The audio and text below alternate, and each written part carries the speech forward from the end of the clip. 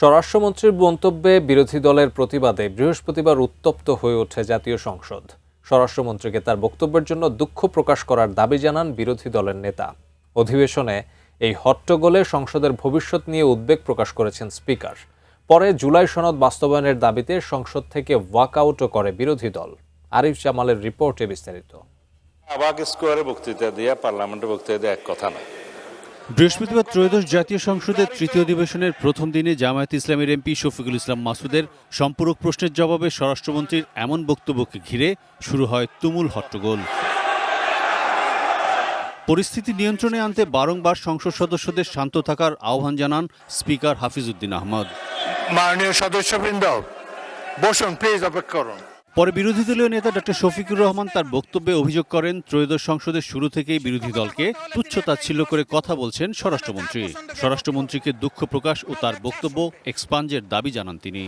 আজকে একই বক্তব্যে দুইবার উনি অ্যাটাক করে ফেললেন। আমার সঙ্গীরা তো মনে করে, আমি নিজেও মনে করি যে এইটা কালচারাল না, এইটা পার্লামেন্টারিয়ান ফ্যাসিজম। এটা হওয়া উচিত না। এ সময় সংসদে অসহিষ্ণু আচরণ নিয়ে উদ্বেগ জানিয়ে স্পিকার বলেন, অনেক কষ্টের পর দেশে গণতন্ত্র প্রতিষ্ঠিত হয়েছে। এভাবে চলতে থাকলে সংসদ বেশি দিন চলবে না বলে সংসদ সদস্যদের সতর্ক করেন তিনি।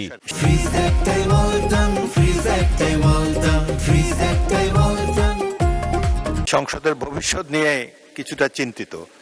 আজকে যেইভাবে একে অন্যকে কথা বলার ক্ষেত্রে বাধা দেওয়ার প্রচেষ্টা লক্ষ্য করেছি, এটি সংসদের জন্য কোনো ভালো লক্ষণ নয়। স্পিকার যখন বলে প্রতিটি সদস্য নিজের আসনে বসতে হবে, এই আইন, এই রীতি যদি আপনারা ভঙ্গ করেন বা না মানেন, তাহলে সংসদ কিন্তু বেশি দিন চলবে না। এদিকে গণভোটের রায় পূর্ণাঙ্গ বাস্তবায়ন, সংবিধান সংস্কার পরিষদ গঠন সহ বিভিন্ন দাবিতে সংসদ থেকে পরে ওয়াকআউট করে বিরোধী দল। বিতর্কের মধ্যে দিয়েই তো জাতি পরিচালিত হবে আপনাদের নেতৃত্বে। এই নিয়ে সংবাদ সম্মেলন করে বিরোধী দলের উপনেতা ডাক্তার সৈয়দ আব্দুল্লাহ মোহাম্মদ তাহের অভিযোগ করেন, বিএনপি সরকার বিরোধী দলের সাথে যে আচরণ করছে তা আওয়ামী লীগও করেনি। স্পিকারের বিরুদ্ধে পক্ষপাতিত্বের অভিযোগ তোলেন বিরোধী দলের চিফ হুইপ নাহিদ ইসলাম।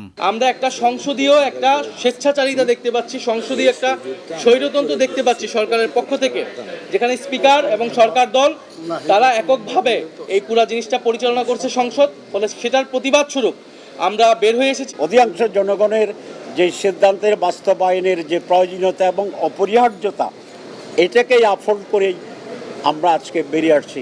এটা কোনোভাবেই ছোট ইস্যু নয়, এটা গণতন্ত্রের জন্যে, মানুষের অধিকার প্রতিষ্ঠার জন্য। আলাদা সংবাদ সম্মেলনে সরকারি দলের চিফ হুইপ নুরুল ইসলাম মনি বলেন, সংবিধান সংশোধনের মাধ্যমে সকল সংস্কার করা হবে। আমরা তাদেরকে আহ্বান জানাচ্ছি, তারা এসে আমাদের যেভাবে কাজ করছি অথবা অন্য যেভাবে বলে, সব মিলিয়ে আলোচনার ভিত্তিতে আমরা এই সমস্যার সমাধান করতে চাই। সংসদের অধিবেশন রোববার বিকেলে আবার বসবে। চলতি তৃতীয় অধিবেশন চলবে আগামী 10 সেপ্টেম্বর পর্যন্ত। আপনাদের অসংখ্য ধন্যবাদ। আসসালামু আলাইকুম। Arif Jamal, ATN news, Dhaka.